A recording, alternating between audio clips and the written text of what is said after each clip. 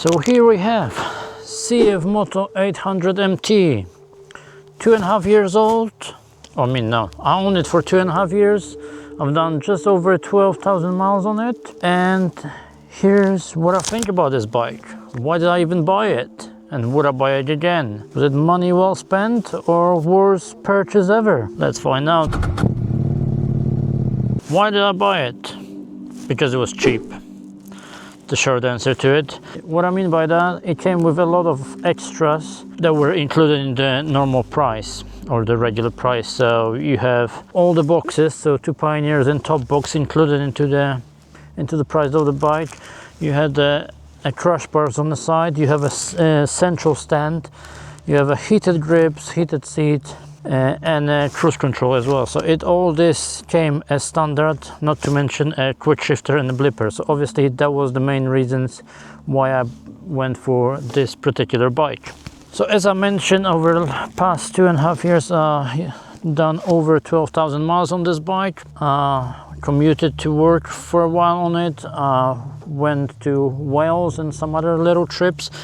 I've also went through some iconic roads in Europe, and in 2 weeks time I've done over 3,000 miles. So did I run into any problems or anything like this, or was it all nice and smooth? So let me tell you first maybe what I liked about this bike. Cruise control. So obviously you're not always going to be on a fantastic twisties. You have to use sometimes motorways or highways, or however you like to call them. They need to keep consistent speed. It's good to have cruise control for that. Another good thing is obviously the heated grips and heated seat, working very nice. Another good thing which I really like is the central stand. Now bike is on a side stand, but there is a central stand here. The reason I like it, because it's so much easier to maintain the chain, especially when you're on the road. Another good thing about this bike are the crush bars that came with it straight away. Some protection when you're dropping it, they're there. I've added some extra ones, they are here. One more good thing which I can think of is the quick shifter, up and down quick shifter. For me it works pretty smooth, so I can't have any complaints about it. There was a tiny glitch at some point, but I'll tell you about it a bit later on in the video. One more thing which I forgot to mention, the comfort on the bike when you're riding it. So it's like, you know, the seat is 820mm off the ground, so for me that is literally maximum what I can get probably, but it's very wide. Just have a look, it's literally very wide, therefore your legs will be spread a little bit further apart, and it feels like it's taller bike than it actually is. So it's like sitting in a lounge chair basically when you're on the road. So we talked about good things and the things I like about. Let's talk about the things I don't really like about this bike. One of the top things which I don't like about the bike is how heavy and how top heavy it is. You can really feel like when you try to maneuver at lower speeds, you know, slow moving traffic, or when you're going off a little bit off road and then try to ride slower on there, it doesn't feel the best.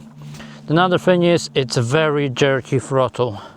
So around 3,500 RPM, you can constantly feel like bike try to go, stop, go. It's a weird feeling, and it's not pleasant, and it's always there. I didn't do any ECU mapping or anything.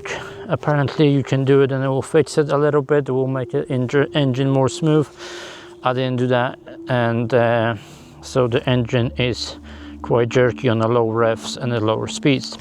Okay, another thing which I don't like is the fact that you cannot switch off the ABS on that bike. So if you're off-roading like here, there is some accessory company that does a special switch for it, but at standard you can't switch it off basically, so the ABS always engages. It's also quite intrusive, the ABS, so if you have a bit of emergency braking, it's really intrusive. It doesn't feel like you're actually braking at all because it releases the brakes so much. So the brakes in general are not the best, but the fact that you don't have an ABS switch, that is the biggest downside to it in my opinion. One more thing which I don't like is the dash. And what I mean by the dash is the fact that the indicators on the dash are very tiny. Although the bike does have a self-cancelling indicators, sometimes it can be a little bit a headache when you're going slowly. It won't switch it off itself. The light that it's indicating on the dash, it's very small and in a very weird positioning, so you can't really see it very clear, especially on the bright days. Another thing with the dash, which relates to the heated grips and heated seat, you have to go quite deep into the menu to switch it on. So whilst you're riding, it's not the best thing to do unless you're queuing for lights or you're stuck in a traffic jam, or basically before the ride you can switch it on. That's the safest way to do it. Okay, so everyone wants to always know what kind of problems did someone have with particular bike. And as you know, this bike is based on KTM engine, and it's close cooperation with the KTM and CFmoto, so there are some concerns over the engine.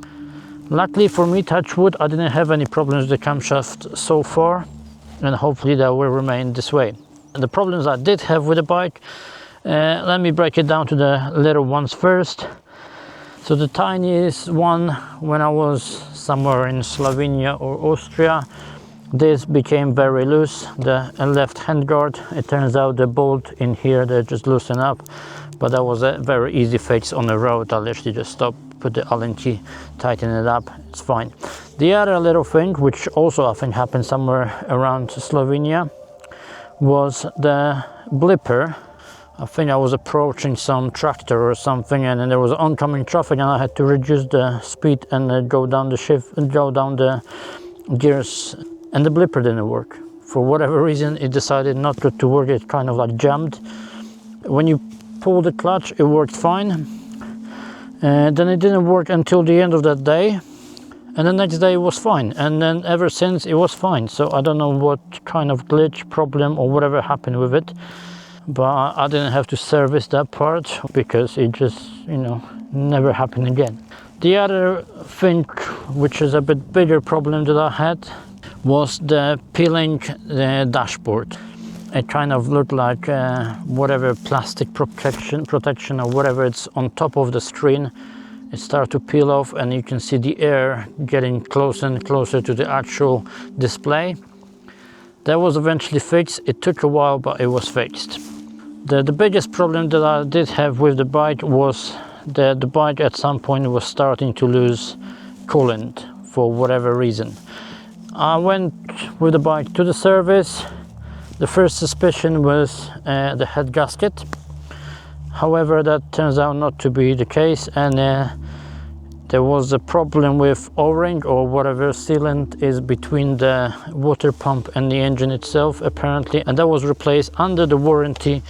That happened when I did about 9,000, maybe 9,500 miles, and that was over a year ago when I had to do it.